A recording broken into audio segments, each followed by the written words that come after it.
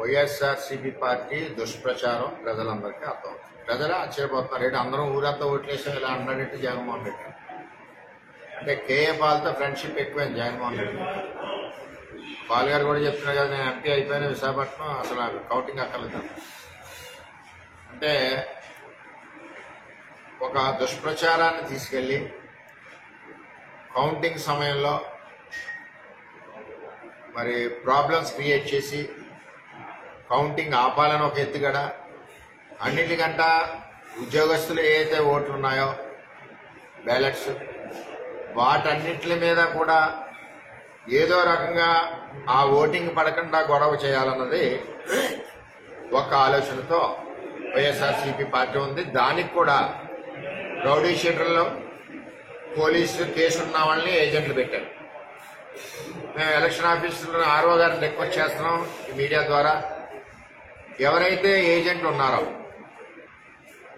వాళ్ళ మీద ఏవైనా కేసులు ఉన్నాయా లేదా అన్నది అది స్ట్రిక్ట్ గా ఎస్పీ గారు కూడా కింది స్థాయిని ఎస్ఐనట్టే దానికి బాధ్యం చేసి రిపోర్ట్ పెట్టమని అడగవలసిందిగా ఈ రోజే నేను కోరడం జరిగింది. ఎంచేదంటే పోలీస్ డిపార్ట్మెంట్ కూడా ఒత్తిడి ఉండడం వలన వాళ్ళు తీసుకోవట్లేదు. తెలుగుదేశం పార్టీ అవనండి, వైఎస్ఆర్సీపీ పార్టీ అవనండి, జనసేన అవనండి, బీజేపీ అవనండి, అటువంటి వ్యక్తులకి ఎవరికి కూడా బూతుల్లో స్థానం ఇవ్వకూడదు. రెండవది వైఎస్ఆర్సీపీ వాళ్ళు ఇండిపెండెంట్ దగ్గర ఇవి తీసుకుని వాళ్ళు వస్తా ఉన్నారు. ఇండిపెండెంట్ దగ్గరికి వచ్చినప్పుడు కొంత రూల్ పొజిషన్ ఉంది. వాళ్ళు ఏమి ఖర్చు పెట్టారు ఇప్పటి వరకు ఎలక్షన్లో, ఖర్చు అసలు అయిందా లేదా, ఏమి అవ్వలేదంటే అతను కావాలని వేసినట్లు లెక్క, ఖర్చు అయింది అంటే ప్రజల కోసం వేసినట్లు లెక్క. ఆ యాంగిల్లో కూడా ఆలోచించి వాళ్ళ అభ్యర్థిత్వ వాళ్ళ ఏజెంట్స్ కూడా రిజెక్ట్ చేయవలసిన బాధ్యత కూడా ఉంది.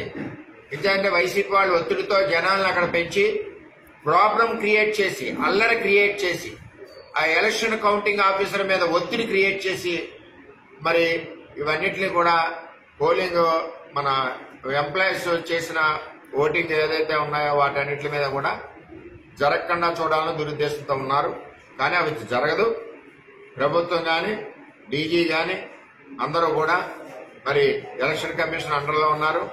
ఏ విధమైన పొరపాటు జరిగినా బాధ్యులు వాళ్లే అవుతారు. కాబట్టి తక్షణ చర్యలు తీసుకోవాలని చెప్పి పిఠాపురం తెలుగుదేశం పార్టీ, ముఖ్యంగా ఇక్కడ జనసేన పార్టీ అధ్యక్షుడు పవన్ కళ్యాణ్ గారు అభ్యర్థి కాబట్టి అతను ఎలక్షన్ ఏదో విధంగా పాడు చేయాలన్న దురుద్దేశం కుట్రతో జగన్మోహన్ రెడ్డి ఉన్నారని చెప్పి తెలియజేస్తారు.